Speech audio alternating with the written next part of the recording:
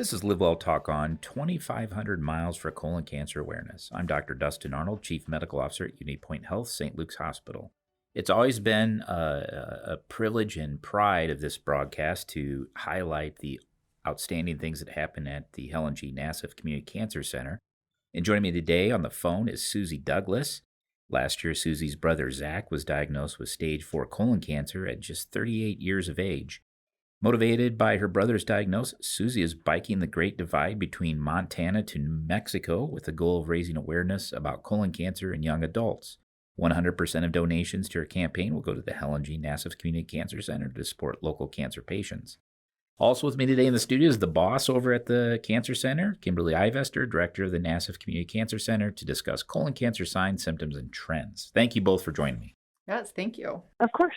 Well, like I said, we're always impressed and proud of the podcast we've done featuring Helen G. Nassif Community Cancer Center and all the service that it's provide. And I think today will just be another highlight. But first, Susie, could you give listeners some background on you and your brother and what motivated you to start this awareness campaign?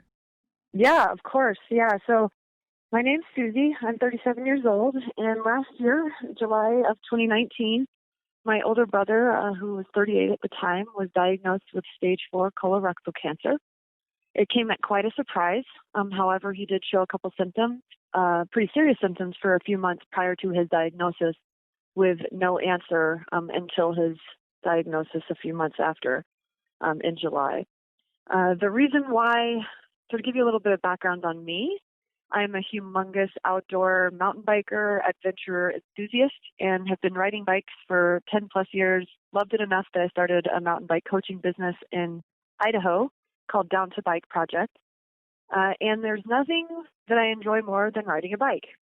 And so when my brother was diagnosed in July of last year, at that time, I knew there was going to be a time that I needed to do some fundraising for him because, as most people are aware, it's quite expensive undergoing cancer treatment for everybody, including the entire family. So it came to the time now where I have some time to go and ride a bike. And I asked my brother if I could do a fundraiser for him by riding the Great Divide mountain biking trail. And he insisted that instead of doing a fundraiser for him, that I would do it for Helen G. Nassif Community Cancer Center. It has been an integral part of his healing process. His social worker has been amazing at fulfilling, helping with applications for the Dream Foundation, even just little treats and gifts that are handed to cancer patients during tough weeks when they're in for chemo. He's just been taken care of along the way. And so he really wanted this to be something that we would raise awareness for colon cancer in younger adults, as well as something to support the Community Cancer Center that helps so many Cedar Rapidians through the hardest times of their lives. Well, that's impressive. Where does it start in Montana and where does it end in New Mexico? You're riding downhill, right? You're going to start in Montana or? Yeah, I wish I was riding downhill the whole time. That would be amazing. I'll just give you a real brief rundown of the trail. So typically the Great Divide Mountain Biking Trail starts in Canada at Jasper. However, we cannot get into Canada at the moment. So we are starting at Rooseville, Montana, which is on the border of Canada and Montana. And we will bike south until we hit Antelope Wells, New Mexico. So we will be going through Montana, Wyoming, Colorado, New Mexico. Yeah, 2,500 miles Wow. and 150,000 feet of elevation gain throughout the whole trip. Kimberly, when you're training medicine, if you hear hoofbeats, think horses, not zebras. That's kind of an advice that physicians give younger physicians. But really, the true advice is think of common presentations of medical conditions at an uncommon age. That is more likely to be the case that comes to you that you miss. And, hearing a little bit about Zach as prep work for this, it fell into that. He had classic symptoms just at a young age, and they weren't thinking of that early on. Colon cancer is a rise in young adults. Is that some trends that you're seeing as well? We are seeing younger adults in the cancer center, coming in for treatment, coming in, with the symptoms that ultimately lead to the diagnosis. the American Cancer Society has a publication out that speaks specifically to colon cancer. And one of the statistics that they have in there talks about the diagnosis in individuals under the age of 50 has increased from 6% of all overall diagnosis of colorectal cancer in 1990 to 11% in 2013. So quite a range in the years there, but that's a pretty significant jump. And of those cases, 72% of them are actually younger than 40. So pretty significant Wow. in regards to the number of younger individuals that they're seeing, being diagnosed now. And do you think, Kimberly, that some sort of familial syndrome that why this is presenting earlier? Do you think there's some genetics here? That was also talked about in that publication, really about the, kind of the reason for seeing these younger diagnoses. And, it really is unknown right now. Obviously, lots of studies going on, out there to monitor this and to kind of follow these individuals. But really what they're looking at is the increase in the sedentary lifestyle, higher prevalence of obesity, unfortunately, in younger populations, and then kind of even going back a little further, looking at the dietary patterns of children and really young adults, just in the American way of eating. High processed foods, less fiber. Absolutely. That's always been And I do implicated. think genetics plays a little bit of role in that. It's hard to know where that falls in because we just do more genetic testing now than we used to and know Right, more about right. genetics. So it might have always kind of been there, but we're just learning a lot more about it right now. It's probably just easy to assume or a presumption of what the symptoms are. But can you go through the signs and symptoms that a young person might have that would represent colon cancer? Yeah, most of the times they're presenting with unintended weight loss. So obviously that's something that you really have to talk through with that individual because there is individuals out there that are trying to become healthier and trying to lose weight, but it's really the unintended or unexpected weight loss. Decrease in appetite.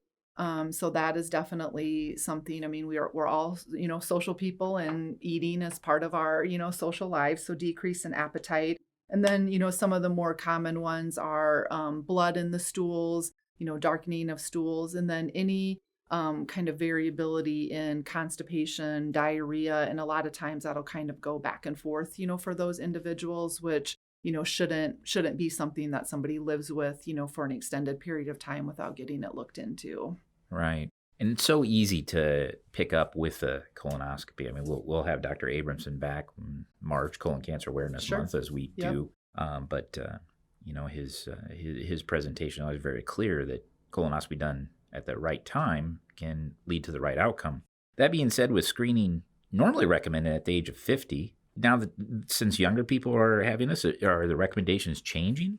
We haven't seen any change. New guidelines come out with definite younger recommendations. A couple of them that we have seen, they're starting to put the younger recommendations and tying it to that genetic link with the families, the Lynch syndromes, other things like that, polyps in the families and so forth is a big one for starting sooner. I don't think it'll be that far, though, that these guidelines are going to start looking at this, just even based on that statistic of, doubling over that those year, time frame in regards to those being diagnosed.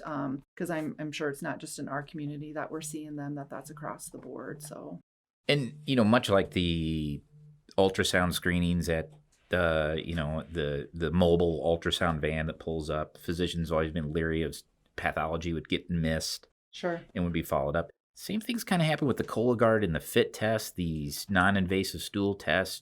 If they miss a certain number of polyps, they miss a certain number of cancers, and so there's always that concern that that's going to be missed too. And no matter how often you say it, people shouldn't be afraid of the prep for a colonoscopy. I mean, it's not something that you want to do every weekend, but it's not the end of the world either. Sure. Yeah, it's tough. I mean, anytime you have to prep or, that involves, fasting or things that you're normally, not used to, it's definitely hard. But, like you said, it's better to have it done, go through it once and then have that, reassurance, that there isn't anything wrong, because at the end of the day, the colonoscopy is the best way Right.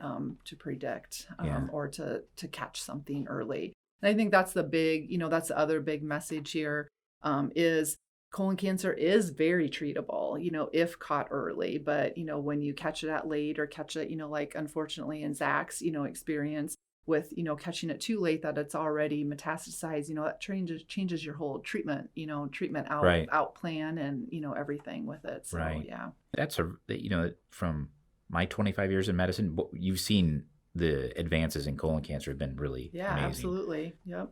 Yeah. Susie, how can our listeners follow your journey from Montana to New Mexico?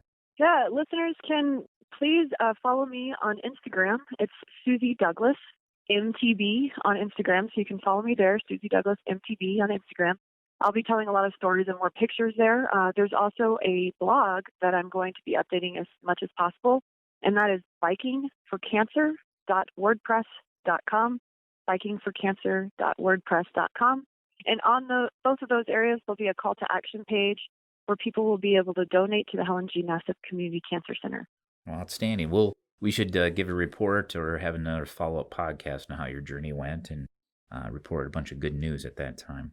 Thank you both for joining me today. Again, that was Susie Douglas, who's biking 2,500 miles for colon cancer awareness, and Kimberly Ivester, director at the Nassif Community Cancer Center. To learn more about the 2,500 miles for colon cancer awareness campaign or to contribute, visit communitycancercenter.org/2500 miles. That's 2500 miles. Thank you for listening to LiveWell Talk On. If you enjoyed this episode, don't forget to subscribe. And if you want to spread the word, please give us a 5-star review and tell your family, friends, neighbors, strangers about our podcast. We're available on Apple Podcasts, Spotify, Pandora, or wherever you get your podcast. Until next time, be well.